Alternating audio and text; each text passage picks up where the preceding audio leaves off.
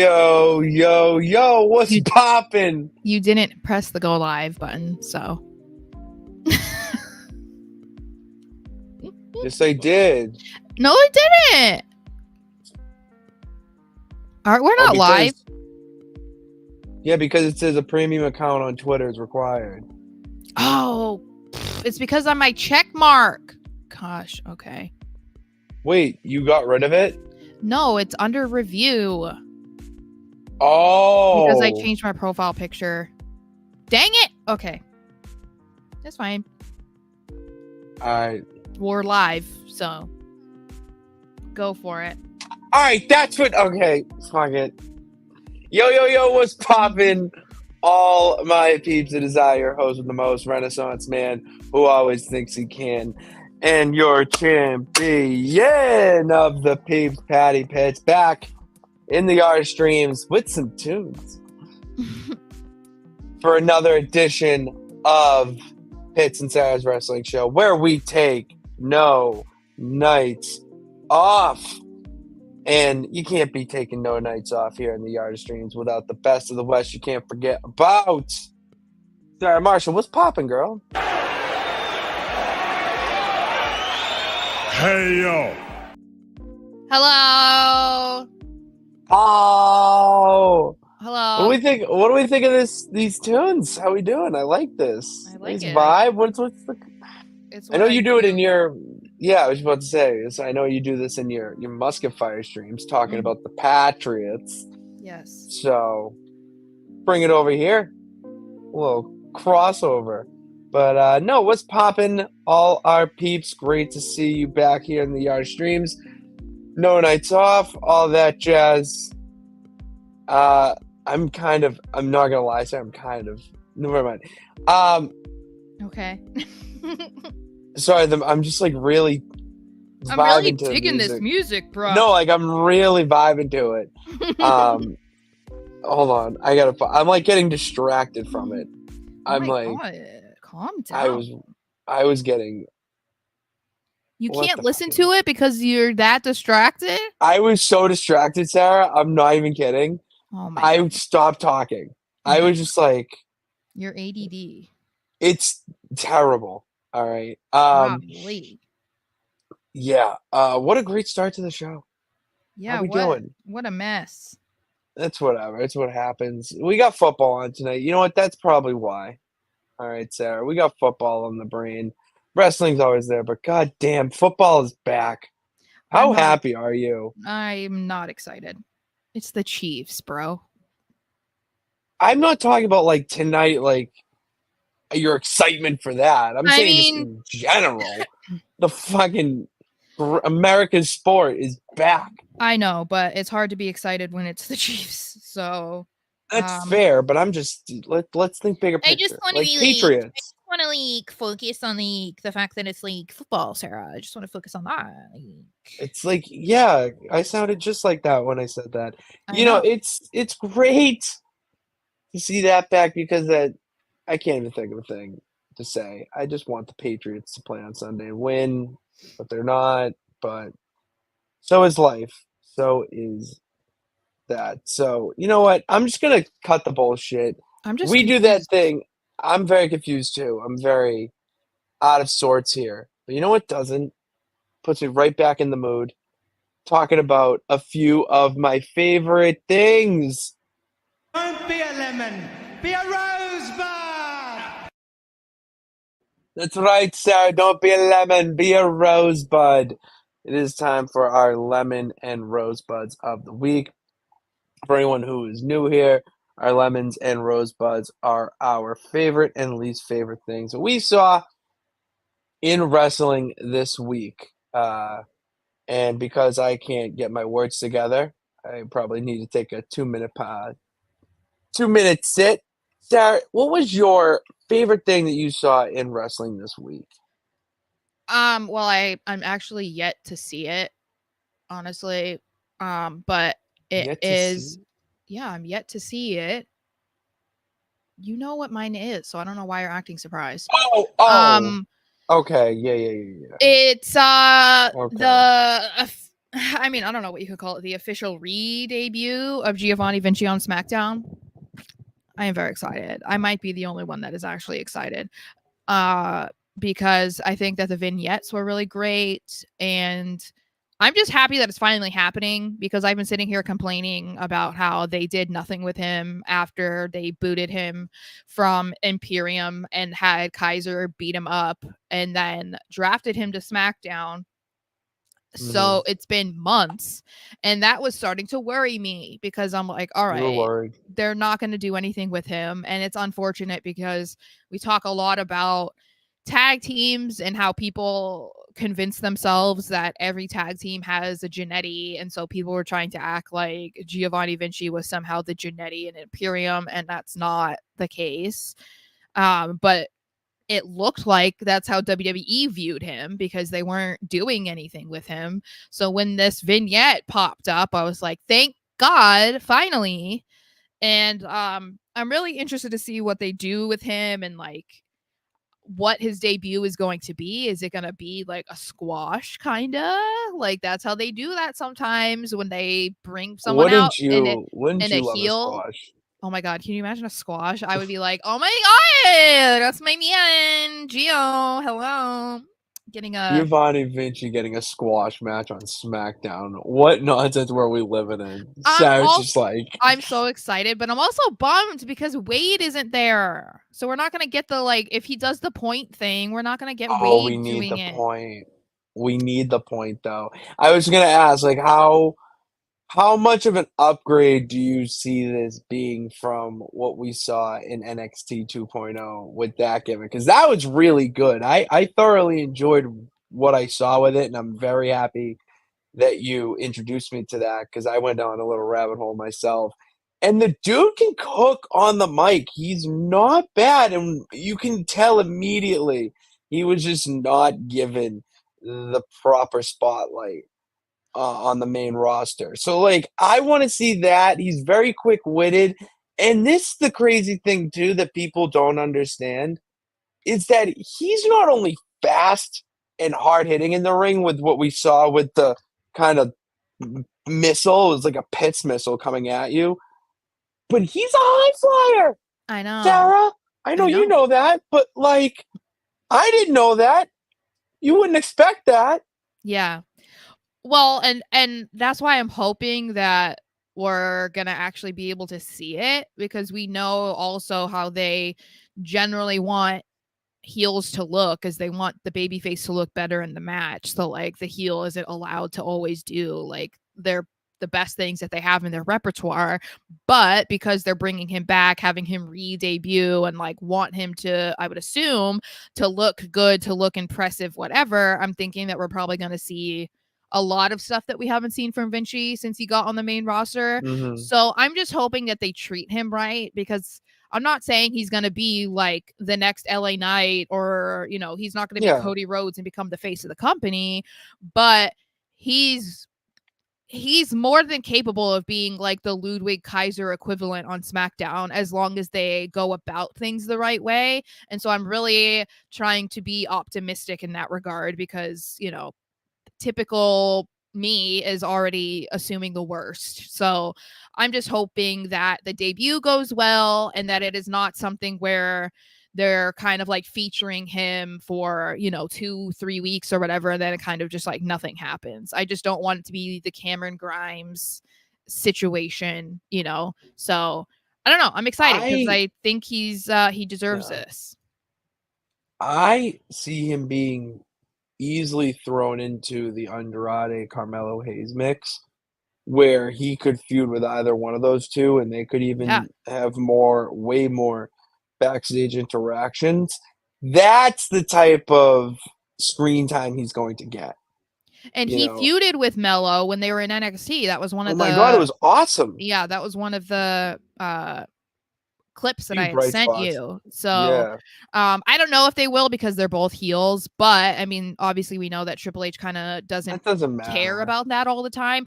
But if they are trying to establish Vinci in this role, then it might be more to put him against Andrade, which I'm fine with, because that would be a banger too. Like, I don't care. Oh, that's good. The potential is good, and I think that people are going to realize it sooner rather than later. They're going to notice, and I'm hoping that they do, because we've seen people come around to acknowledging all that Kaiser can do. Now, like, even though he's still a bad guy, people are finally like, oh wait, no, like, he can actually hang in the ring, and he's really good on the mic, and he's not just a tag team wrestler. It's like, I want them to be able to see that with Vinci as well. So fingers crossed. That's all. That's what I'm just hoping for that. Yeah. Fingers crossed. I totally agree. I would like to see Vinci thrown into that mix, and even maybe an LA Knight rivalry for the U.S. title would be kind of cool. Had they done that? I don't remember if they feuded. I don't know if they feuded in NXT. They might not have, because they would have both been heels, because I think LA Knight was a heel and he was in NXT. Yeah, but he blurs that like line. I know, but I still think he was like gray. Yeah, but I don't know. I would have to look, because like I don't remember everything. I was actually. This brings up something to happen today. Actually, I was listening to Shuffle on my phone. Just like everything on my phone library, and old episodes of when we were doing this as a podcast came up, and we were talking about how, like, I forget what the specifics of it was, but it was right around the time where it was NXT 2.0. And we were just like, I couldn't watch it. I physically could not get myself to watch it. Yeah. Because it was so cringy. And now, I mean, it's going to be something we talk about today. Yeah. They've come a long way. That's why I feel like it was. Well, and we know that the NXT 2.0 was kind of like forced by Vince, now that we know a little bit more about why it was happening. And it's possible that he wanted it to become more developmental, which I still think it is, but it's not like the primary focus the way that 2.0 was. And that was why it was kind of hard to watch, because it was like, this person should not be on national television right now in a match or cutting a promo, because they're not at that point yet, where it's like, yeah, there are still kind of like cringy moments and you watch it right now, but like, these are people who are established enough that you're like, okay, yeah, they're still learning, except for the people who are like brutal to like Lexis King or whatever. But do you no, you like Lexis King. Okay. My question was that, are the things that are more cringy now more just cringe because where like their wrestling cliches have been done like 1,000 times, so you're just overseeing it instead of it being like actually not a good performance? Because like, to me, there was some finish the other night, I forget specifically, but I was like, oh, all right, I got like, but it was done well. You know what I mean? Like, they did that spot or that part of the show very well. Yeah. So I enjoyed it, but yeah, it's cringy because, I mean, how many times have we seen a roll up into a dirty pin, into the sneaky one? Like, I think it was more of like, I think the cringy part of the start of 2.0 was the gimmicks. Like I remember like Wendy Chu. What the hell? Like, well, you see her now. It's actually done well. Yeah, but it's still not going to last very long because it's still trying to be like too supernatural. Like that just doesn't fly. But it was like, this girl is wrestling in a onesie with footsies, and she comes out in a pillow and a sleep mask. That's it was like, what? Yeah. It was and then it was like the group that were like from the South. It was like way too stereotypical cowboys and whatever. And it's like, this isn't fun. Like when it becomes too much of a caricature, it's not enjoyable, because like, we're not in that era of wrestling anymore where people believe these are people bigger than life and they're supposed to be characters and they're not supposed to be like real people. We're not like that anymore. There's only a few that get the pass in that, and I mean, the leading people for that is the Wyatt Six right now. But again, the Wyatt Six have been rooted more in realism than supernatural. No, like it's more psychological. psychological. Yeah, more so than like what happened with the Fiend, where it was like, oh, they're setting, on fire and whatever. It's like, no, they're taking a different approach. So like that's okay, but it only lasts so long with certain people. So I think more so now there are some I would say gimmicks that are still kind of questionable if they got brought up to the main roster. Like I don't know how well it would work out. But it's not nearly as bad as 2.0 was, where it was like, no, and the wrestling was just like not good. And it's like, you can't blame them. It was because they were so new, but that was what they were trying to force 2.0 to be. So it was just kind of an unfortunate thing all around. Very unfortunate. It was a very unfortunate situation. Thank God it rose from the ashes. Yeah. God, it makes my Tuesday nights after we record go by a lot nicer. We talked about yours. My rosebud of the week turned into my new phone screen. AEW's cooking right now. They're really doing a good job. And I had this thought last night, or actually the past 2 days since NXT, but NXT and AEW are on the same line. Like WWE's main roster is not on the level. Like they're so far ahead of AEW, but AEW and NXT are more on the same level, which is great. I think it's nice to have that balance. Going off of that, I give AEW a lot of credit because, like WWE, they're doing a lot of great things with their storytelling, and my rosebud specifically being the Swerve Strickland, Adam Page, Hangman Page feud. I mean, it's been one of the best things AEW has got going for them. And the long-term details that they've gone into with this. I mean, yeah, like you're not going to for you, like their death match is probably one of the best matches I've ever watched. But it's something you're not gonna be a fan of, or fans like you are not gonna be a fan of, because like Hangman drinks his blood essentially. So like it's gone that far. That's weird. They take it to another level with WWE, or on that level with the details gone into it, the hatred, like really building it up where there blurs the lines. Their segment to close Dynamite last night, it's been a long day. I forget what the main event match was, but I remember saying to myself that, we have a lot of time left, and obviously it's a contract signing.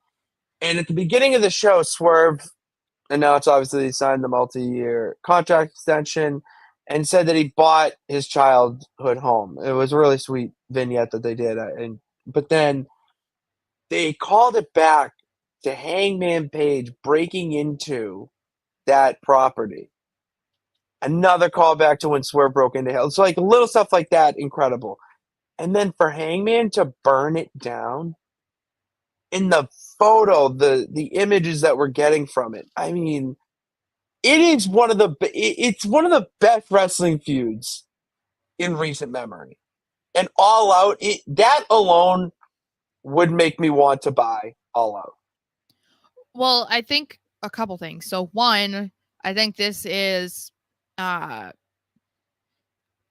proof for AEW that long-term storytelling is what fans want to see, because I think when people have talked about the storylines and whatnot in AEW, people feel like they're not being rewarded for paying attention or being a fan or tuning in every single week because the storylines aren't always that good.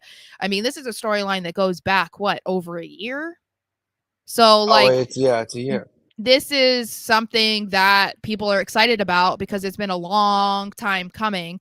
Then it also doesn't involve the title. So it's like, that's huge too, because usually feuds like this are going to be reserved for huge title matches, but we already know that Swerve lost the title to Danielson. So it's like, that's not why this is happening. This is just like a pure hatred between these two men. And that's why it's exciting for people. And it just shows you, if you prioritize good storytelling, it's not going to matter if the title's involved or not. People don't care. They just want to see good stories with a good history and know that it's going to be a good wrestling match, you know? So I think that this could be like a good lesson for the creative team in AEW, because that's something that we've critiqued them for when we've been talking about some of these stories. My biggest critique. It's my biggest critique. It's awesome. The whole thing is awesome. And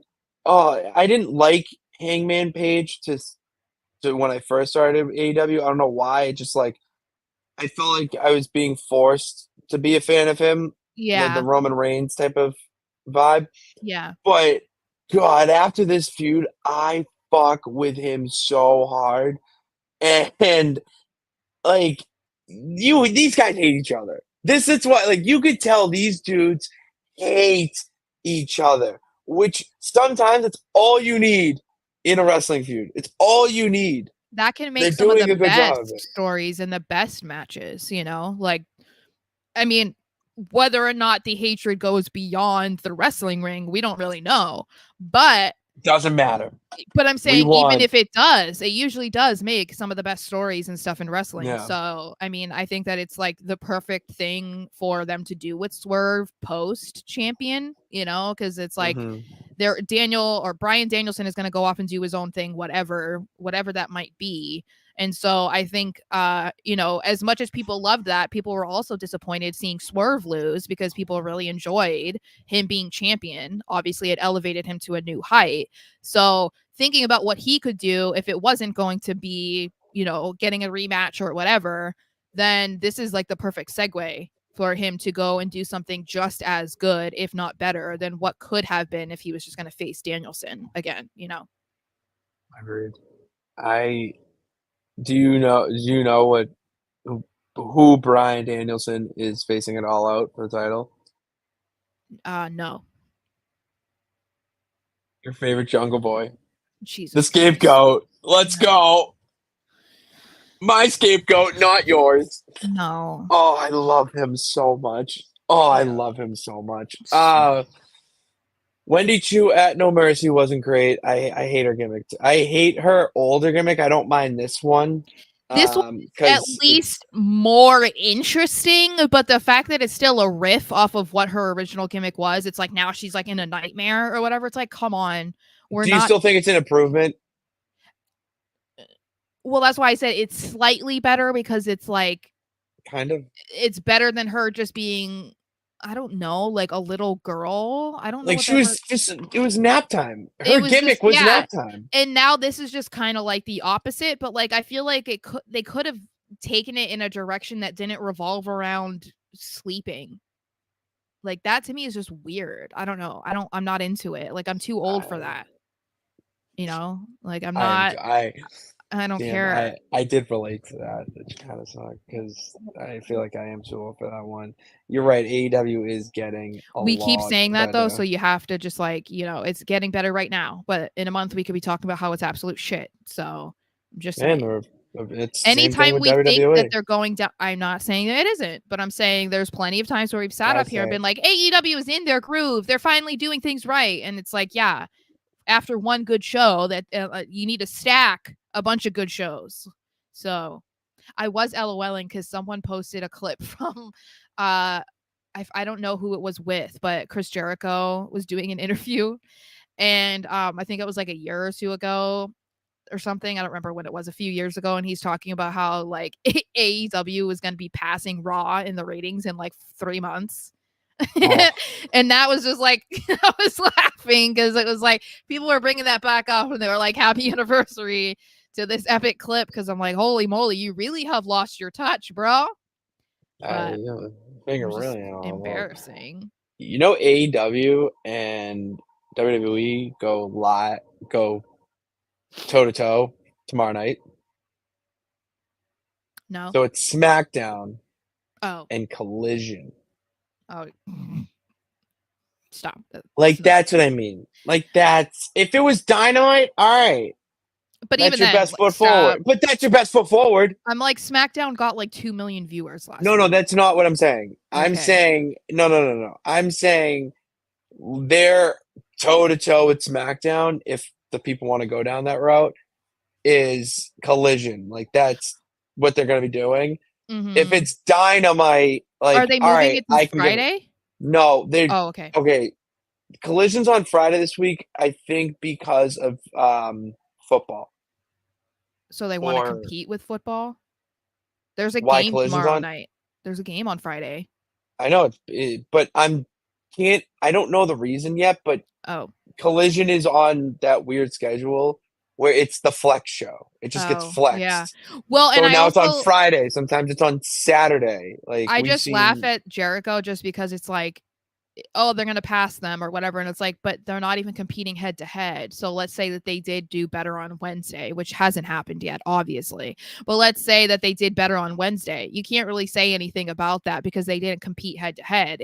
You would be able to brag if Dynamite and Raw were head to head on Monday nights. That was exactly the point of why WCW was able to brag for 83 weeks in a row, but like, if you do better on Wednesday, cool. Like, what? Like, but since then you've been bragging about how Dynamite had done better numbers than NXT. Like, lower the bar, bro. Really? That's embarrassing. But one time they did go toe to toe with NXT, and then they got mad because they were like, they had to have everybody on NXT to beat us. I mean, they did. I'm not on that side, but I look at it as they put the Undertaker and John Cena and Paul Heyman, like they put the heavy stars because they're just like that. I can do that. Yeah, exactly. Like we can do that because we have stars. It's like yeah. That's your legends are WWE affiliated people that are now over there. It really is. Your favorite legend is like 56-year-old Billy Gunn, but okay. Don't you dare talk shit about daddy ass. Whatever. Not in this yard. Not in my yard. My yard now. All right. I will permit you to speak again though, Sarah, because we got some negativity flowing around. Let's keep that going. I know, and I can't remember I can't remember my lemon again. I mean, do you want to just take the easy one? Well, I watched it, so that's why. It's my lemon. Because Chris Jericho was on my television screen this week. That was mine. I can't remember what I was gonna say. That's mine. We don't even need to go to the banner for mine. Just skip the banner. I mean, we already know what mine is. Okay. I guess I could say all the stuff around Hulk Hogan this week. That's oh my god. You know what? You brought it up. I'll talk about it. Fuck Hulk Hogan. So he said he signed a multi-year deal with WWE, which I think some people were surprised, but that doesn't surprise me because he's been around the past like 2 years. Like he was just at Mania. He was at Fanatics Fest. Like, yeah, he was at Mania? Yeah, he do a signing or something at Mania? No, I want to say he did. Fest. We were at Mania. I didn't see him at all. I don't know. Maybe I'm thinking Fanatics Fest, but I think you're thinking Fanatics Fest. He was like the voice for the Royal Rumble and whatever. I'm just saying he's been around. That is true. But yeah, then he was on Impulsive, just saying a bunch of crazy shit, and then it's like Logan is too much of a chicken shit to really even like call him out on anything. That's not it. That's not his job. But you want no, but if you have a guest on your show, I think you can also fact check them. But that's fine. He wants the clips. He's going the other way. Well, yeah. So it's just, I think that people need to stop giving him a microphone because, or giving him platforms to speak or whatever, because he's just like, we know that he's a known liar and we know that he says these crazy things. And so it's just unfortunate. Like, do I like that he signed a multi-year deal with WWE? Absolutely not. I wish that they would rethink that, but I do think that they're going to think with the business first. And we do know that plenty of McMahons and whoever they're friends with do have ties to like controversial political people. And so it doesn't surprise me that, they're not going to just drop Hulk Hogan because of offensive things that he said about a presidential candidate. The way that it looked like is the reason why they dropped the movie that was going to be made about him. But yeah, it's just unfortunate because now it's like, obviously when you think of Hulk Hogan, you think of WWE, and then he's out there saying stupid stuff, and then it just goes back to WWE, which then is like, oh yeah, and they just re-signed him, so it was just a hot mess with Hogan this week. But as I said, Hulk Hogan lives in kayfabe. That's where I'm gonna just. I don't think he knows where Hulk Hogan stops and Terry Bollea begins. I don't think he knows. Oh my god, not a chance. Yeah, it's like those lines are far too blurred. He doesn't know. And we already know that like he lies and whatever. So it's just crazy. I hate him. I can't stand him. I already said my lemon was that I saw the learning tree. Yeah. This week. I didn't like it. I'm not gonna lie. I didn't. I was like, I was watching it while I was playing Xbox with my buddy Ben, and on the mic, I'm talking to him, and Chris Jericho pops up, and he's doing the "Hi guys," that wave, and yes, that's why. Thank you, Diggy. I was like, there's a reason why Collision's on Friday. I don't know why. But there you go. He was like just talking to me, and Chris Jericho popped up, and I'm like, fuck you, Chris Jericho, get off my screen. And as we know, I say that out loud. And he actually asked me, like, what are you doing? Like, what are you? So I can't stand him.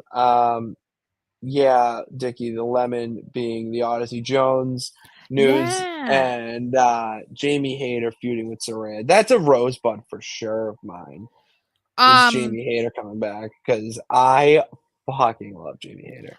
Yeah, we were gonna talk about the Odyssey Jones thing, but it's like such a weird topic. Because it's allegations at this point. We haven't seen anything, but like all I could say is if that's true, because obviously I'm not going to try and get sued by saying that it is. Yeah, we don't know what. No. If that's true, what a royal fuck up, you know? Because he was sitting in catering for the last year or two after being called up from NXT. Then he finally gets put on television and is welcomed by fans, and people were looking forward to whatever he was going to do with the New Day. And it took being an idiot, potentially, piece of crap type of person, potentially, allegedly, maybe. Alleged, we don't know. For it to all fall apart. So it's like that, bro. Like, talk about bad timing, bad decisions. Like, man. But Karrion Kross really has a power. He is cursed. He curses. Karrion Kross might be cursed, man.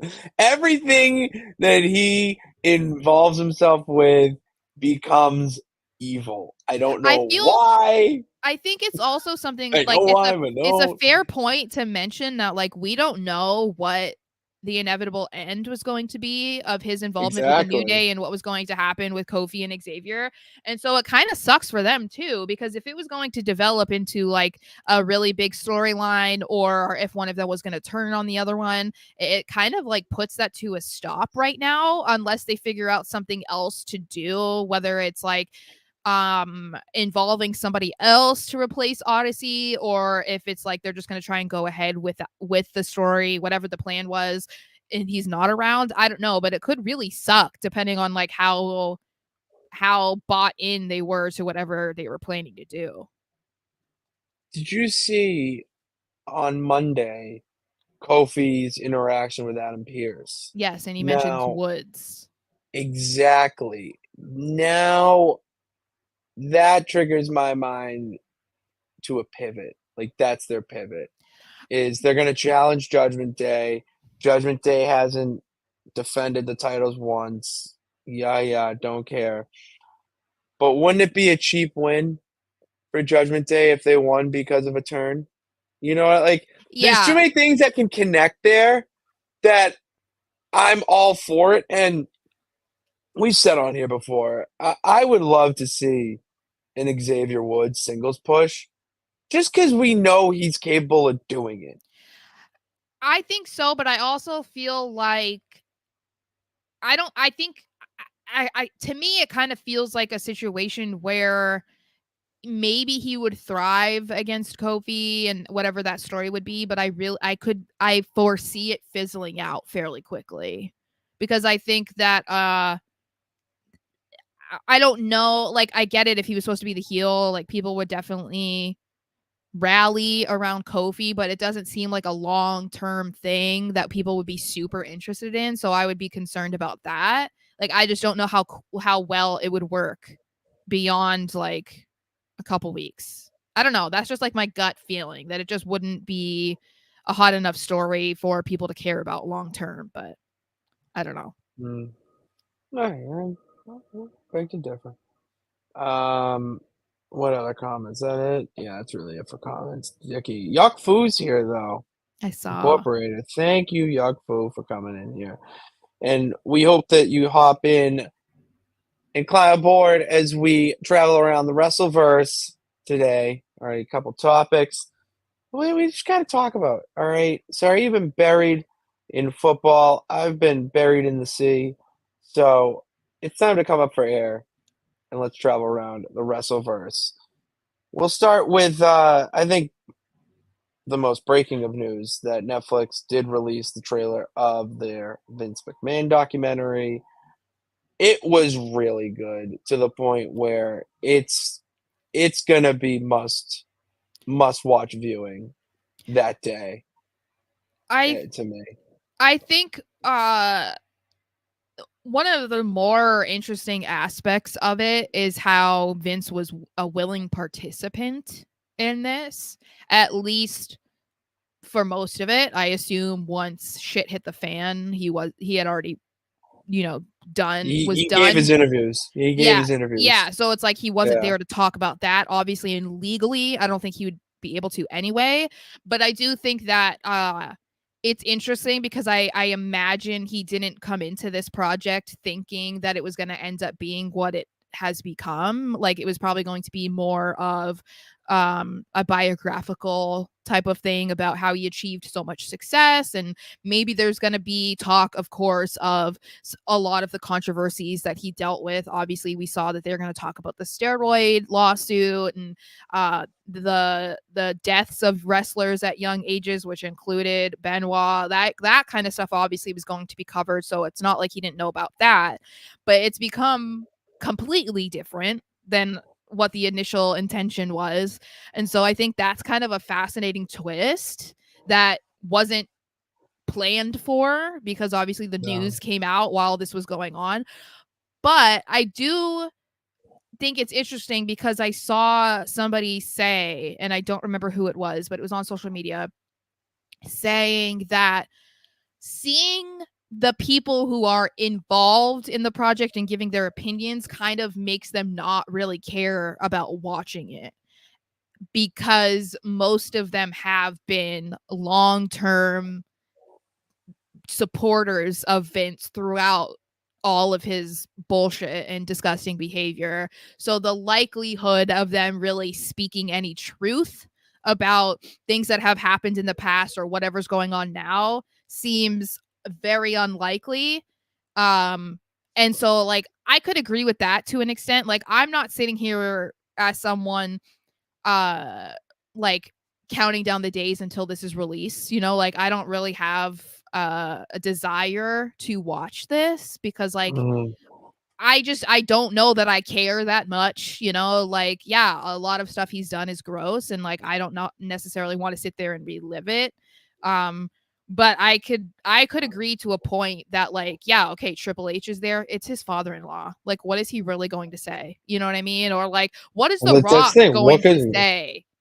So that's what I'm saying is, like, I think it would be some of the people who don't have any real affiliation with Vince or ever did, maybe their input will be a little bit more interesting to hear than those who obviously came up through WWE or have these long relationships with him in WWE and outside of WWE. Like, obviously what they're going to have to say, you're going to take it with a grain of salt because they're going to be PC. Vince, Triple H isn't going to say shit about Vince. That's his father-in-law, and he owes like everything that he has really to him.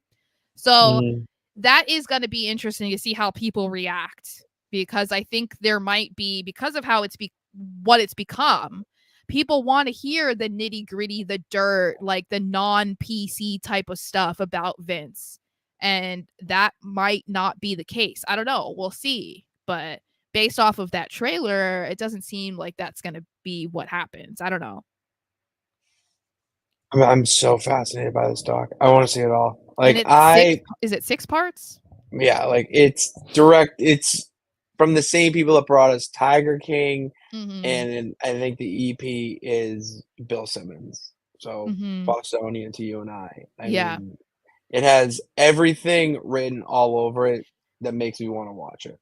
So I would almost be interested to see what the original thought was of like what this was going to be compared to what it became. Kind of similar to the pivot for Mania. Like, what was the original? Yeah, I could. What the original story was, compared to what it's become. You know, like that is kind of. We'll never know. Obviously, they couldn't not talk about what's going on right now, but it is an interesting aspect that I would be like, oh, okay, what was this supposed to be? You know. Because, Sarah, you alluded to it in such a beautiful segue. Cody Rhodes said this week that he reiterated it, that if the fans, the peeps, knew the original plan for Cody Rhodes at WrestleMania, if we got the Bloodline main event, they would be very angry, and he doesn't know if they even more know angry. Even more angry. Cody, I want to talk about it. All right. I'm done trying to spark note it.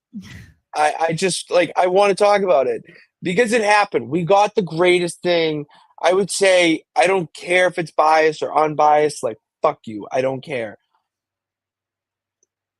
I witnessed the greatest WrestleMania of all time. So tell me what would have happened. You know what I mean? Like, how did that go into what we got? Like, that's where my mind goes. Like, I'm fascinated with how all those things, inner workings and whatnot, to the point where how could they have, like, what did they have planned? What did they have planned? In thinking about it, there, some of the responses to the tweet, because obviously the aggregator accounts jumped on this quote. There were people who were like, oh, okay, so we were going to see The Rock versus Roman, and then probably seeing Seth versus CM Punk, and that means that we were going to see like Cody versus whoever the Intercontinental Champion was, which was Gunther. Oh, that would. But wait, that hold on, that's why I'm not done.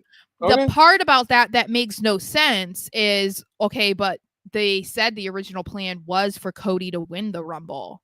So if that was the original plan, it makes no sense that he would then go against Gunther. So that's why it's like, that is making it even more confusing, because obviously winning the Royal Rumble guarantees a main event match against whatever champion you want. And you're telling me that he was going to go out there, forfeit his match against Roman Reigns so that The Rock could do it and not challenge Seth? Like, that seems weird. So it's like, was the original plan, is that what Cody's referring to, where it wasn't going to have him win the Royal Rumble? Like, is that what we're talking about? Because I think that would be the only thing that would really anger fans more than what they felt, thinking that he was going to forfeit his match against Roman. That's the only thing that would make sense, I guess. Roman Reigns versus Sheamus in a grudge match. Like that. Are we talking like that level of anger? Because I would be, oh man, I would hope that we did not buy tickets to that Mania. You know what I mean? Like, if Cody Rhodes, like, I straight up said to you, if we don't get Cody versus Roman at Mania, I told you I didn't want to go. You did. No, I chastised you for that. Yes, but you wouldn't have blamed me. You wouldn't have blamed me if that's what it was. Hear me out. All right. My mind, because you said that, my mind's going, we would have actually got Cody Rhodes, Sheamus, and we're sitting there for it. No, I was thinking that, all right, Cody's going to be winning a title. Like, all right, I'll see that. Cool. Like, I'll go to Mania. Cool. But like, yeah, I agree. It would have been a bullshit experience to have. However, I'm glad that we got the latter. Well, I'm happy we got what we got. Jesus. Even if he win, like, let's say he did go against Seth for the World Heavyweight title and he won the World Heavyweight title, it wouldn't have meant the same. So that's why I'm glad they didn't go with that either, because people were like, well, he can go for the World Heavyweight title. That still means something. It's like, no, it doesn't. That's not finishing the story. And then it also takes out so much of the excitement around him winning the Undisputed title. So I'm glad they didn't do that, because that was just going to try and be like a compilation, compilation. No, consolation prize. Consolation. And so that would have just been wrong too. So I think that the fact that he's reiterating this again, it definitely means that it was probably really bad, and even he was pissed about it. So if he was mad about it and the fans reacted the way that they did over something that he's saying wasn't even as bad as the original plan, then it must be really bad. Well, like really bad. If Dickie, if this is what is true, oh my God, Cody was supposed to be written off via injury, getting injured by the bloodline, was going to miss Mania entirely because kayfabe injured him off. Here's no way. There's no way. Oh my God. That pissed me off. I'd be rip shit. That makes me question though, who the hell was coming up with that idea? Who came up with that? Who thought that was a good idea? To me, this feels like a Rock thing. And I'm not trying to just like shit on him, but I'm just saying like the easiest way for people to have accepted, and I'm not even saying that they would have, I'm just saying the easiest way in The Rock's eyes for people to accept that he was going to take Cody's spot, because they knew that people wanted to see Cody versus Roman. Yes, people want to see Rock versus Roman, but they didn't this year, right? That feels like something where Rock would have been like, yeah, let's get him written off, because like if he's not here, then people can't be mad. And then if I step in and I'm like, yeah, I'll do it for you, Cody, then it's like people could get behind that. No, they wouldn't. They absolutely would not have. Very 90s thinking. It's very backwards thinking. Told you. Exactly. Yeah, where do we know this? What do you mean The Rock came up with the idea? Well, if you're going to believe him saying what the original plan was for Cody, you can't then not believe him when he's saying that it was The Rock that came up with that idea. No, I don't believe. I 1,000% believe that. I want to know where you got the original. I don't know. I'm still asking about the original. I want to know these things. Regardless, I'm 100% convinced it was a Rock idea, because I don't disagree, whatever I want to confirm. His dude's name is too. What's his name? Gewirtz or whatever. That motherfucker can go piss off. I'm sure he came up with that brilliant idea, thinking that people were just gonna like, oh yeah, everyone's just gonna love it. Like they'll forget about Cody. It's The Rock. Why wouldn't you? No, fuck you, bro. I will say, if we did get The Rock dethroning Roman at Mania, I would have cried. Nope, absolutely not. It would not have been anywhere near the same. He won. No, absolutely not. No. But if you're okay, I was not. Never mind. No, stop it. Stop being foolish. Stop being a fooly fool.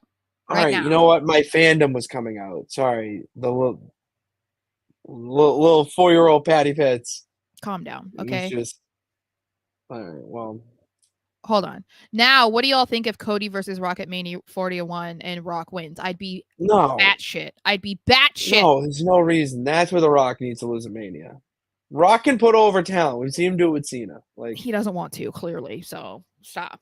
Cody? Yeah, he would. No. Bro, not. He wanted to take his fucking match away. He wanted to take his match away. I stopped myself. I had a pause. Okay, yeah. Let's not. Okay, we don't need. We fired initially, but we away from like defending The Rock right now, and I'm not here for it. No, but I was going to, but then we thought. Yep. We had some thoughts, and we went down, and then we learned some things, and then we figured it out. So, I don't hate the idea of Cody versus Rock at Mania 41, simply because of how Mania 40 went down, and then how the Raw after Mania happened. So, they definitely like set the groundwork for that to be a possibility at Mania 41. However, I think if that is something that's going to happen, it would be, I just don't see that being the only match that The Rock is in. Like, I think if it's gonna be one or the other, I think we're gonna see Rock versus Roman before we see Rock versus Cody. Unless they're because then I'm thinking, right, like otherwise you're thinking, are they really gonna put Rock versus Roman on the back burner again until Mania 42? Like that seems a little bit crazy if that was what they wanted for 40. Like that, I don't see that happening. I think we could hold off on Cody versus Rock. Like that doesn't have to happen. Like as great as it would be, and as much as like people would want to see him finally put Cody over after trying to screw him over a year before. I think if the original plan was for him to face Roman at 40, there's no way they push that back another year, especially knowing the pivot and all the fans knowing that now. So I think that's going to happen. I mean, we're seeing Roman. He's a baby face now. I do think that The Rock is going to make his presence known. I don't know when, but definitely before Mania, which could set up their feud in match at 41. But I got a question for you. Okay.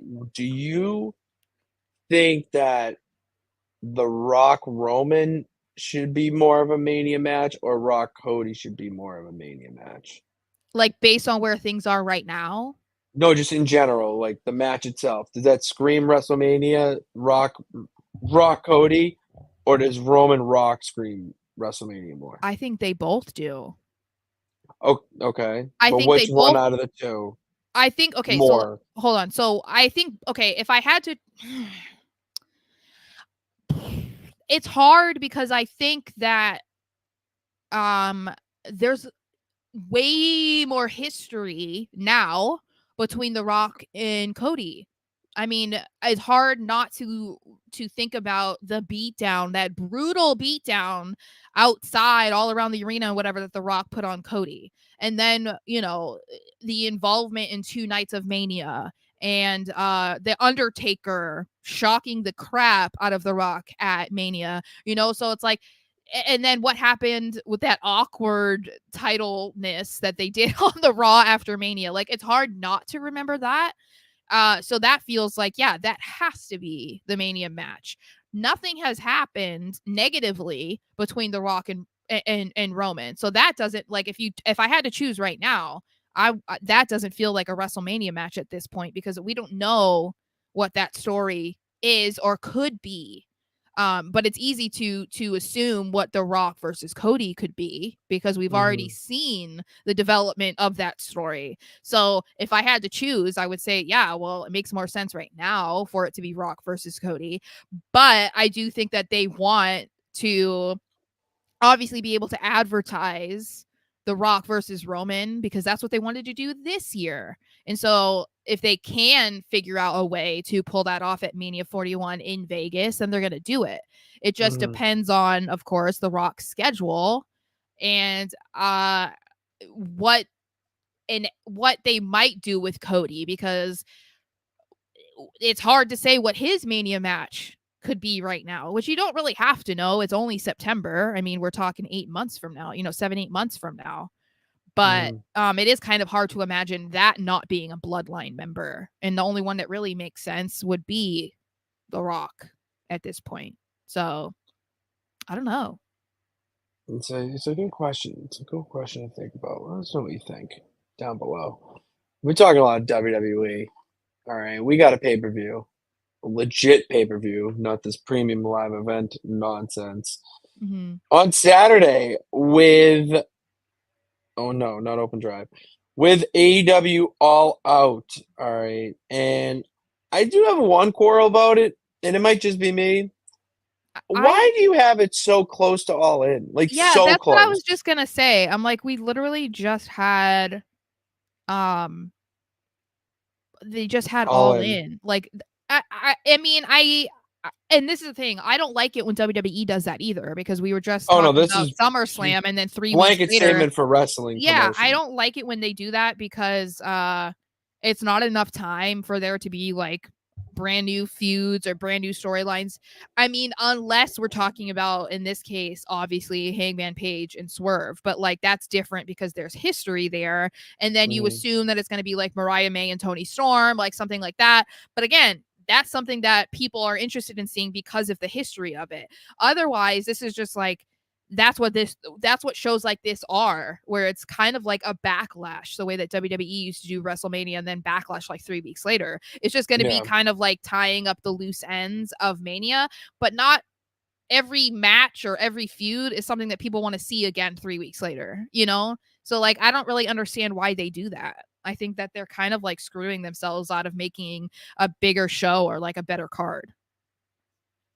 I don't agree with it either. I think it's a little bit forced, but to me, it seems like it's trying to get things that would have made sense for All In as like a consolation round, a consolation pay-per-view. But it doesn't matter because the matches on the card fucking slap. They do a good job stacking the cards. I know you're not. I know you're not. I'm just saying in general. Yeah, I'm just saying in general. Like sometimes people don't want to see rematches that quick. That a turnover that quickly. Like there's not a lot of rematches here either, which is good. It's not the card start or what I have up. We'll do predictions. Swerve versus Hangman. We talk about it. It's an unsanctioned lights out steel cage. I don't know what the hell that is. I have no idea what the hell that is. I don't know. I'm going Swerve. I'm going Swerve on that one. Is technically Swerve a heel now? I don't even know. Are they both kind of like in the gray area? I mean, I feel like they're kind of. I feel like they're in the burn down Swerve's house. I don't know what you want. I know, but people are not mad about it because Swerve snuck into his house and messed with his baby, right? So like, I don't know that many people are like not understanding why Hangman Page would be mad at Swerve. Like, you mess with his family, so I'm gonna burn your house. You know what I mean? So that's what I'm saying. One broke into one's house, the other burned the other house down. I know, but the other drank blood. I think these two dudes are just sick in the head, and I don't care who the fuck wins. I just want to see these dudes beat the shit out of each other. It's kind of hard to pick. I mean, I don't really care, obviously, but I feel like it seems like Swerve is he needs the win because he just lost the title. However, Hangman just like burned his house down, so it's like, isn't that like a win in itself? Like, so does that mean that it should be Swerve? That's standing tall before the pay-per-view was burning. Yeah, he was. Yeah, so maybe that's what it is. I don't know. God, this is why I love wrestling, man. I mean, but that might be enough. It's like, well, you already got that win. You made an album cover. I mean, it was all over the internet. So that feels it's my like phone background. I know. Yes. So that's what I'm saying. Like, people were super into it. So that's why I'm saying, like, is Swerve technically the one that people don't care about now? Like, I don't know. It's so funny to me. I'm going Swerve. I'll just go Hangman for the chaos. Richard is saying lights out means the match happens after. What the fuck does that mean? So, like, you're gonna have the main event of prediction now. Great segment, Pitts. Jack Perry, the scapegoat, challenging Daniel Bryan for the AEW World Championship. So you're gonna have that match, and then we're just gonna have like another main event. I feel like there's no way they can have that off the show. Like, after what they I don't know what that means. I'm very interested. I'm not gonna try to predict anymore, but I'm very interested then what the hell after the pay-per-view means. Yeah. But what are we thinking? What are we thinking of this one? Jack Perry? I feel like it has to be Danielson. Come on, it's gonna be Danielson. Stop it. I was trying to poke the bear a little bit. I want to see. I was telling my sister about my personal hell, and that Jack Perry was one of them to put me in a room with. Jack Perry, Darby Allin. These are all I love Darby Allin. Matt Riddle. You got me. Oh no, Matt Riddle and I would actually get along. Sammy Guevara. Fuck that. Okay, no, I'm with you there. I'm not a big Chris Jericho. Current Chris Jericho. The learning tree, Chris Jericho. That's a tree I want to chop. Imagine like being in a room, stuck in a windowless, doorless room with I am the learning tree. I'd be like, kill me. Who are 3 wrestlers you don't want to be locked in a room with? In general? I'm trying to think. No, you just said a few. I'm trying to think of a few myself. I'm trying to think if there's any in WWE. Sammy Guevara is up there. I don't WWE. I don't think there's really anyone in WWE. I mean, that I hate like that much. I don't hate anyone really. Well, that I don't like that much. I'm gonna go. Well, I'll say Brinley Reese because she's so I think the over positivity would kill me. That gimmick, if you've seen with her, like she's so overly positive. It reminds me of Psycho Sally from 2K. I just can't stand it. It's like no. Yeah, I don't think there's really anyone that I would be like. I mean, if you put me in a room with Jey Uso and all he was saying was yeet, then yeah. But like, I still think like if I was in a room with him, it could probably be fun. You know what I mean? Like, but if all he was allowed to say was yeet, then yeah, kill me now. Like, then then I would be like, F my life. But yeah. Mention NXT. Jordan Grace posted that she will be hosting an open challenge next week on NXT. What do we want to see answer that challenge? I don't know. I'm trying to think of like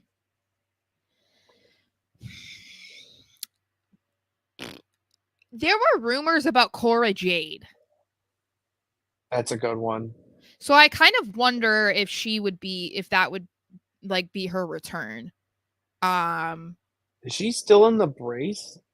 I don't think I haven't seen any. All the pictures I've seen of her just flexing like this, but like it's waist up. Oh no, so she posted a full one. She didn't have one brace. But that's the thing is like I don't know if she can come back yet. I don't know. I just saw people talking about it, so I think that would be interesting. I got Sol Ruka. Isn't she injured? Is she injured? No. Oh, I thought she was. I'd be into that for sure. And I think that people might think that she actually has a chance. You know what I mean? No, yeah, it would be a competitive match, absolutely. Yeah, I think that would be a good one. I like that. That's a good one. I think that's the ones most. I'm thinking just two. I think that's the most interesting one, or anybody that was maybe in the in the match or the tourney. I'm sorry, for the women's mid card title, like one of them, which Solar Ruka was. I got two more. Okay. Rizzo, Adriana Rizzo, of the family. I'm obsessed with the family. I'm obsessed. Too bad you didn't go up to him when we saw him. Yeah, the man was eating a sandwich. All right, you don't go up to the Don. He was standing in line getting a sandwich. He was not sandwich. Eating. You don't go up to the Don. All right, whatever. While he's waiting for a sandwich. All right, the champ knows what's going on. And then the other one I had on the tip of my tongue, and then of course lost it. So yeah, that's just how this day's been going. But yeah, Sol Ruka, Rizzo. I mean Jada Parker maybe, but like she's still feuding with Fatal Attraction. So yeah, I love them. They're great.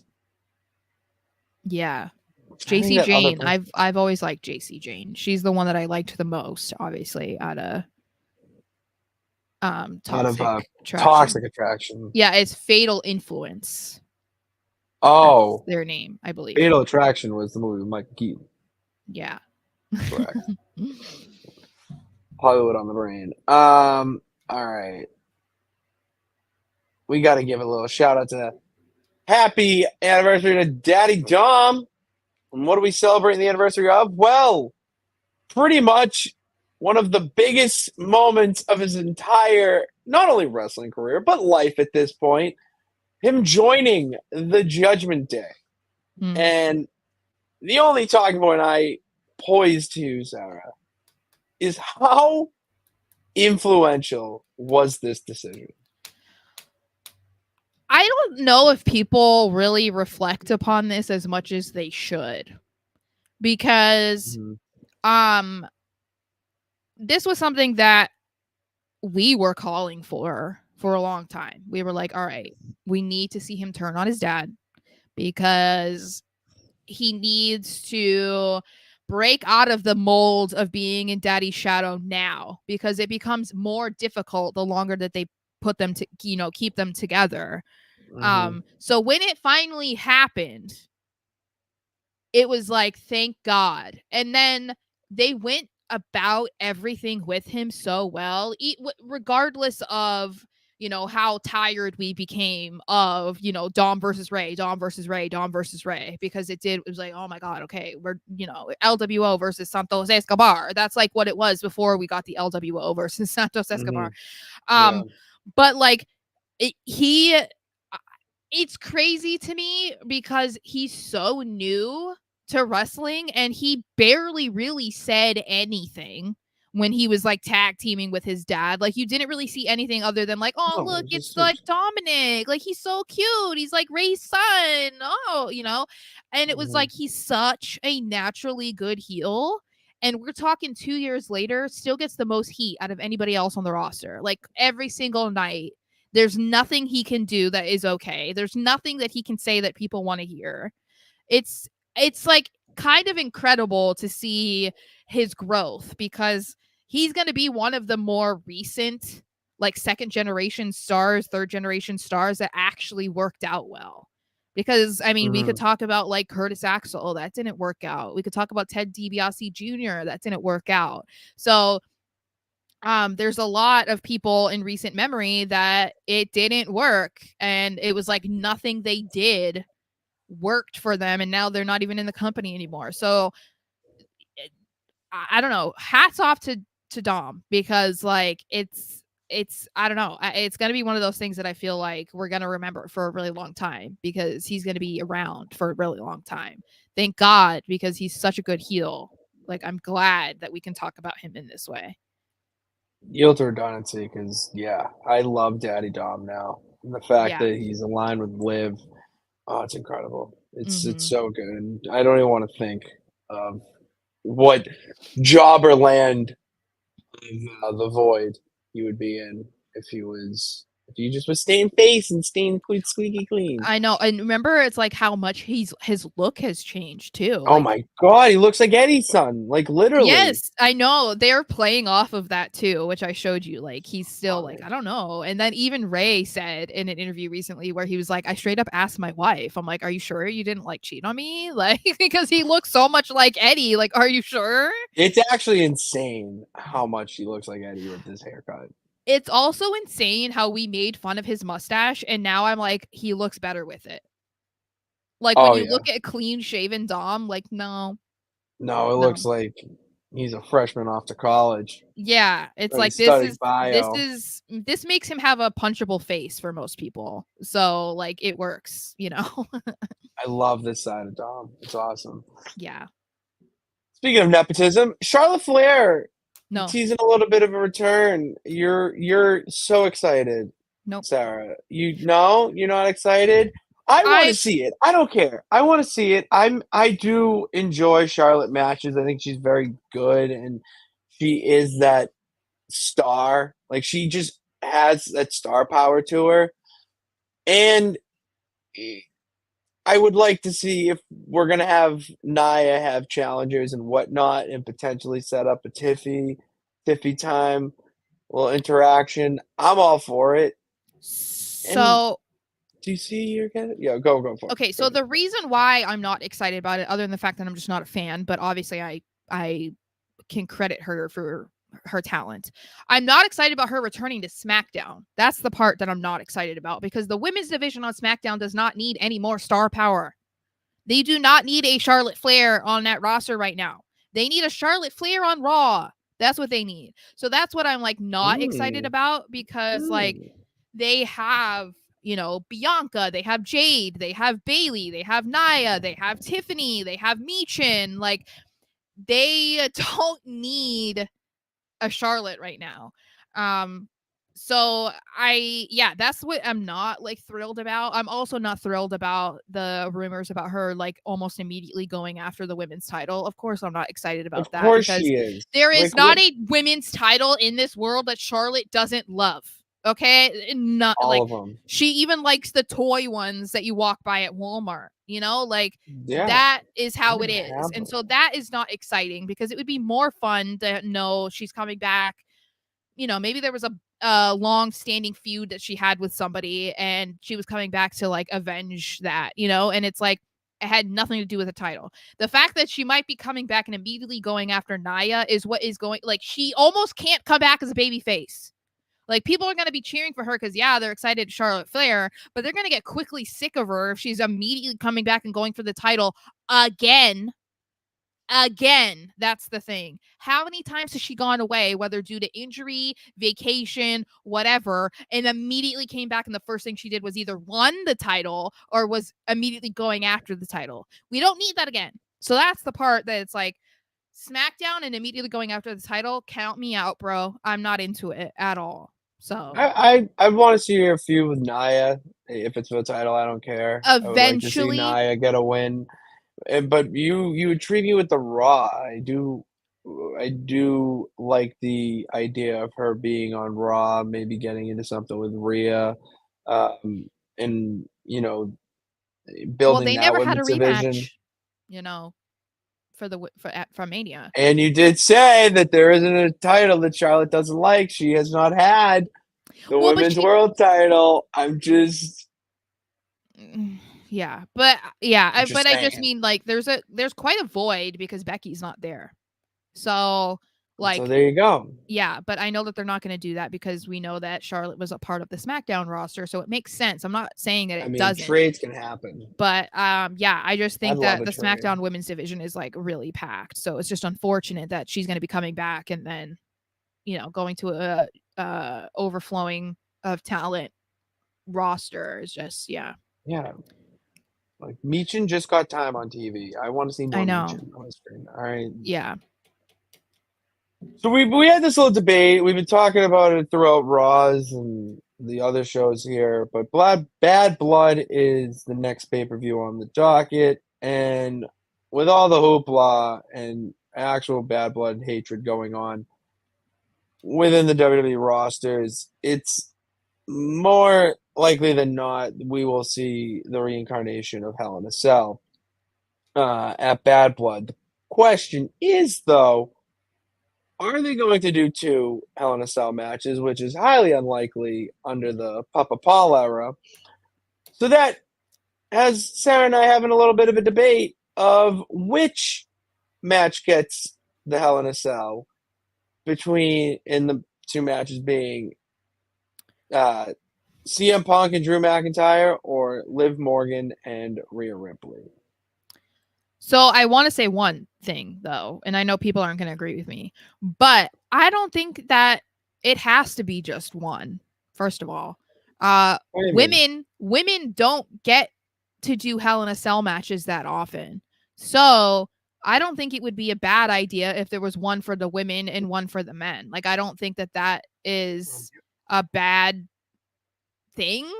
I mean, I totally understand why they don't want to have multiple Hell in a Cell matches in one night. Like, I'm not disregarding that, obviously.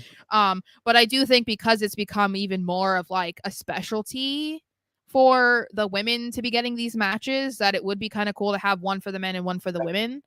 But and I think there's an argument to be made for both sides, but because we're going to try and like have different views, then my argument is I think it almost makes more sense for this to be the women's match because of the main thing that people have been criticizing Liv for is needing help to retain her title, which I mean, she hasn't had that many title defenses, but I mean, whatever. But a Hell in a Cell match makes sure that no one can help her. Dom can't just like come busting in, as long as he doesn't like break the lock, I guess, to the door. But it's a brutal match that looks like it would favor Rhea, and none of the Judgment Day could come in and help her.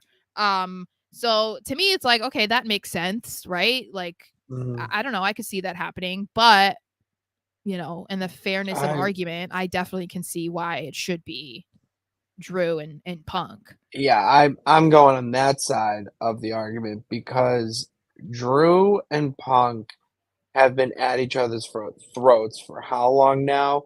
And the only way this needs to get resolved is to lock these dudes in the cell, give them the weapons that they need, and whoever is the last man standing out of that is the victor. Like, you need to have them beat the living, not even that, like, life out of each other. But here's the thing, right? Okay. You can do that by doing a last man standing match. It's a no disqualification match. No, but they don't have to be in a cage. I know, but I'm saying, like, if they were gonna, that's why I'm saying it could fit both ways. And obviously, we've been talking about how it would be great to see Drew and Punk in a Hell in a Cell match. So I'm not taking anything away from that. I'm going to be mad if that was the decision. However, a last man standing match also kind of fits that vibe because it's like they're not fighting over the bracelet anymore. They're kind of, it's like it's a grudge match. The bracelet gone. I know. It is a grudge match at this point. Gone. Yeah. It was in Punk's poop poo if he swallowed any, you know what I'm saying?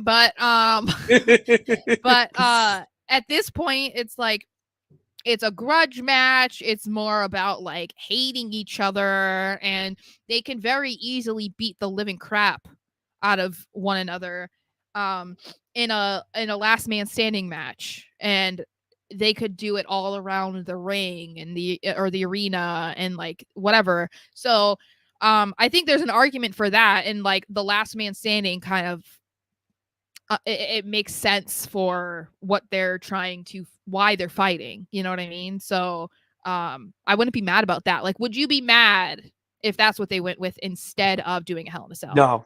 No, because it's either Hell in a Cell or Last Man Standing to me. But you need to make you need to make the Last Man Standing match be as hardcore and brutal as possible. What if they did an ambulance match and that was why we kind of got it? That's what I'm thinking too, because they had him beat his ass at the. I mean, I'm not saying, I'm not putting that out there. Okay, I know what you're doing. I'm putting that out there because that's exactly what they did with it being a strap match.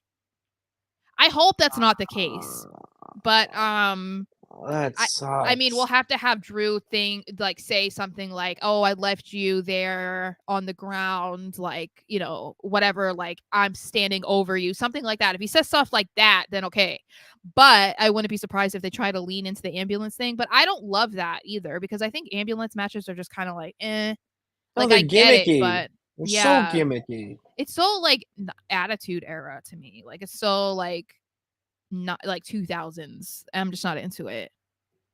But yeah, it's just too gimmicky. I'm not into I think that would make me mad. That would make me mad. Oh, I would be infuriated if you could give me a last man standing match. You give me an ambulance match. No, that's Braun Strowman, Roman Reigns, circa 2016. Okay, and let's keep it there. Ugh. All right. Well, on that note, let's wrap it up. Let's look at the 1, 2, 3 count, starting with numero uno.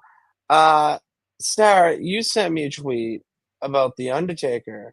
It was on his podcast, you said, that he said this, 6 Feet Under, that his Mount Rushmore of entrances were Stone Cold Steve Austin, Triple H, Kane, and the Road Warriors. Excluding himself, also. Yeah, obviously. Yeah, we're not. All right, well, I'm not. Okay. Spoiler, we're giving our Mount Rushmore of entrances, and I'm going to just spoil the party here and say one of mine, we'll call him the George Washington head, is absolutely The Undertaker. There's no entrance better in wrestling that I can think of, from the gong to the theatrics of him walking out and it taking a 3.5 hours to do.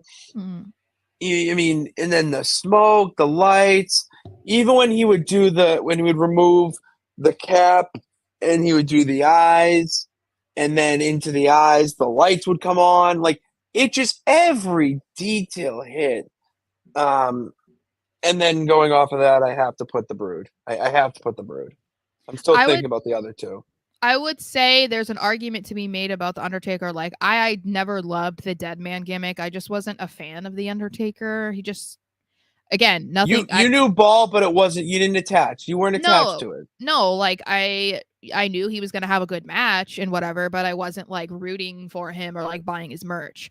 But what I'm gonna say is, I think there's an argument to be made that you could, when we're talking about entrances and the best ones of all time, you could include the American Badass era of his entrances. There's an argument to be made that him rolling out on a motorcycle every night was pretty badass, and it's completely different than the dead man entrance, obviously, but that's the motorcycle in Limp Bizkit, obviously, which I think ended up being Kid Rock eventually.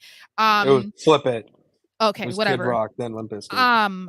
That's still pretty iconic. You know, like if anyone else comes out on the, I mean, we Baron Corbin came out on a motorcycle not that long ago, and we were like, oh, he's channeling the Undertaker. You know, like you associate that with the Undertaker. So I would say that, like, if we're talking about longevity, it goes, his entrances go beyond just the dead man. So I would put him on there, even if I wasn't like a big fan.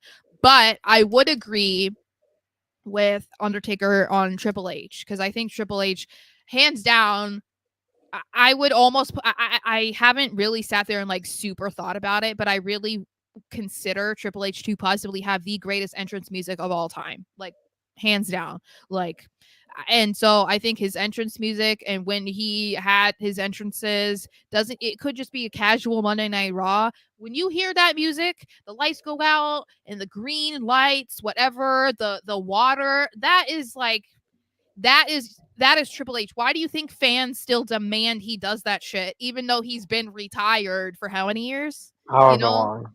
Like, that's iconic. I would also agree with Stone Cold Steve Austin. And that's my second one. You just took my. I mean, when the glass shatters, the crowd erupts. And that vibe of the way he walks out all pissed off, talking shit the whole way down. Come on. It's so like good. When you see any wrestler coming out and like talking shit as they're coming out, which I always remember because LA Knight does it, I automatically think of Stone Cold. Like, so again, that's like another legendary part of why his entrance is one of the best, I would say. But for another one, like if I was gonna pick a fourth, I don't know. My fourth, because I think I'll give the Brood. I'll give the Brood. I would have to think about. So I got Taker. I got the Brood. I got Stone Cold, and I'll finish with the Shield. The Shield entrance. Oh yeah. Coming out of the crowd, Sierra, Echo, Sierra Lima, Hotel, Sierra Hotel, India, Echo, I Lima, can't spell. Delta. Okay. Obviously. But that, and then Shield did it, and then they come through the crowd, and then Rollins, when he did it, the flip over into the somersault, like it just, talk about aura. They had it.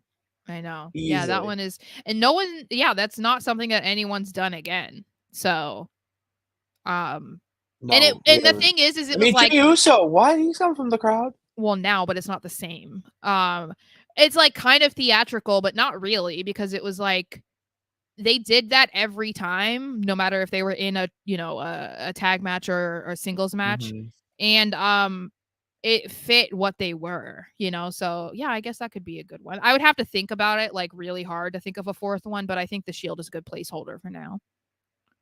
Yeah, I'm gonna go with the Shield there. There's so many others. Let us know what your Mount Rushmore of entrances are. And let's go to 2 specialty matches. Sarah, 20 questions. Do you have a specialty match in mind? I have one in mind, but I have to look something up about it. Okay. So I will start. Okay. Does it involve weapons?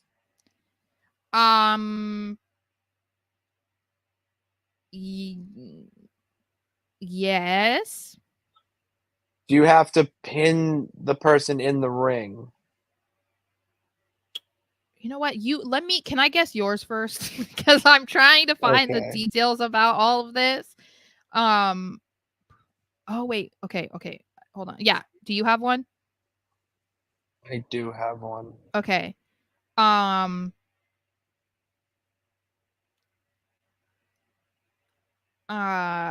Okay.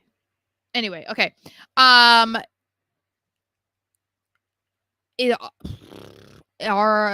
Is it a no disqualification? Yes. Are there weapons that you like? There's a weapon. Okay, there's a weapon. Okay. Can you sit in this weapon? No. Okay, so it's not a chair smash. No, it's not a chair. Okay, well, I guess is it a no disqualification that allows you to use any weapon? You can use any weapon in this match. Okay, so but is it usually just one? Majority. Okay.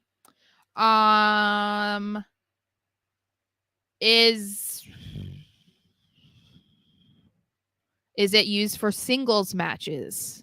Yes. Is it a ladder match? No. Okay. Is it a Money in the Bank? No. I don't even know how many I'm at. Are you keeping track? I am. You're at 7. Okay. Is it a tables match? It is a tables match. Okay. Okay. There you go. Okay. Okay, I have mine. Yep. Okay, so I asked. All right, so okay. Is it a no disqualification match? Yes. Do you need to pin the person to win the match? No. No, you don't need to pin the person. Okay. No. Do you escape something? Yes. Is it a Punjabi prison match? God damn it! Yes. Let's go! That's I probably gave it away because I was like, I need to look up the rules. Good. Yeah, I don't know why, but once I thought of escape, I'm like, all right, you're not just gonna tell me steel cage right now. Yeah. Oh man, the Punjabi prison match is all time. Yes. Fun fact: I'm pretty sure the Great Khali has not competed in one, or he didn't compete in the first one. No. Khali did not compete in the first Punjabi prison match. It was Batista, someone in the Undertaker, Batista and Big Show. I forget, but yeah, Khali was not in the first one, which makes no sense to me. Okay, 3. Because I'm talking nonsense, let's continue with that. Sara, I just streamed The Bad Gal before we hopped in here over on the Nonsense Sports Network. Go subscribe, twitch.tv/Nonsense Sports Network. And it's been a bit, because, as I mentioned, I've been in the sea, swimming with the fishes. And not only that, but Labor Day, had to go spend some time with my family and the peeps. Then I jump back into the galaxy, and you're just in your brutality era. You just want to mimic everything mommy does. It's kind of hilarious. Okay. Where you're not really dressing like mommy, but more like Joni. If you get that reference, and for the people who don't, China. Very China-esque. And you want to make a statement. You're just beating people up. Just for no reason, okay? Which, get it? Brutal. Okay. So, Psycho Sally, your good pal. Yep. He reaches out to you. It's like, what's going on? All right, what's going on? So, you don't care what she has to say. Where we did the old fake, we were in a match with someone in NXT who was making their debut. You beat her easy, 1, 2, 3. And then Psycho Sally comes in to save the day, essentially, after you're brutalizing the poor NXT rookie after the match. And you think that Psycho Sally's going to turn you, and even Rhea's by your side and like, what? Like, what are you doing? And No, you hit her with the old Janetti. Oh. Like, oh yeah, we're good, and then boom, you just clothesline. Oh, and geez. it got so brutal that we brought steel steps into the match, into the ring, excuse me. And you have that moment of you're going over, you hesitate a little bit, and I think there's a little breaking the fourth wall. I thought there was going to be a little option where you could pick if you wanted to hit her or not, kind of. And no, the game said F it. Like, I had no control over you at this point as managerial status. You were just on your own as the bad gal, and you hit her with the steel steps, like just right on the back, whatnot. Wow. Yeah, pretty brutal. Not gonna lie, Sarah. I didn't expect that out of you, but proud of you. Proud of you can do it. And then Justine, who's the NXT, I don't know what to call her, coach, producer, I don't know. She's like, what the hell are you doing? Taking out Psycho like that. She's your friend. And we're like, I don't care. Like, it's my show now. She's got to learn one day that the world isn't all sunshine and rainbows. So that was a brutal way to do it. And Troy, our good pal Troy Tompkin, who apparently is afraid of us now, so let's keep that ride. I was going to say, riding. Yeah. If he's afraid of us, like, let's keep it going. So he proposes a match with us at Money in the Bank with Piper Niven. So, we're kind of at the bottom of the barrel right now. We're really trying to get any sort of TV time. So we took it. All right, we took that match. But it got cut. We had a match get cut in the game because Molly Holly was making her hometown return and was going to be in a match on Money in the Bank. So as you could see or imagine, we were furious to the point where a Viper slid into our DMs. Oh. Of a Viper who is also known as a legend killer is sliding into our DMs, asking us what we're going to do about it. We can't just take that lying down. So we take his advice, and we hit her with an old RKO. Oh, wow. During the pre-show. She's doing an interview with Graves. That's why you asked me. There it is. I knew you were going to get there. So we hit her with an RKO as Byron and Graves are interviewing with her. And then we take her out. Everyone's pissed. Like, what are you doing? And we cut, we say, F it, doesn't matter. We do what we want. We take her on in a match on Raw. We beat her. Not only did we beat her, 2 AOs. Oh. And we also hit an RKO. We did add that as a signature. If you're hitting it and Randy Orton slid into your DMs, it's a part of your repertoire now. Okay. So after that match, we're cutting another backstage interview. These just promos that we're doing backstage. Very Steve Austin, ECW-esque. Love it. So as we're cutting it, Glamazon, I'm not doing the pose right at all, but whatever. She pops up in the side view, like right over here kind of thing. And we just backstage brawl. Oh. Beating the shit out of each other up backstage. We threw her off of a ledge. Oh, and then we tried to do a splash down, but then she had super heroic powers and reversed it. And we went from the top of a building down. But then we got back up because we're the bad gal. And then we knocked her out with a kick, with that super kick we have. It's an insane move. And then that's where we ended it because I couldn't do any more. I really couldn't after we knocked out Beth Phoenix. So, but that's next week. We'll have to see what's going on next week. But that's what's going on in the Nonsense Galaxy, Sarah. How are we feeling? Fuck.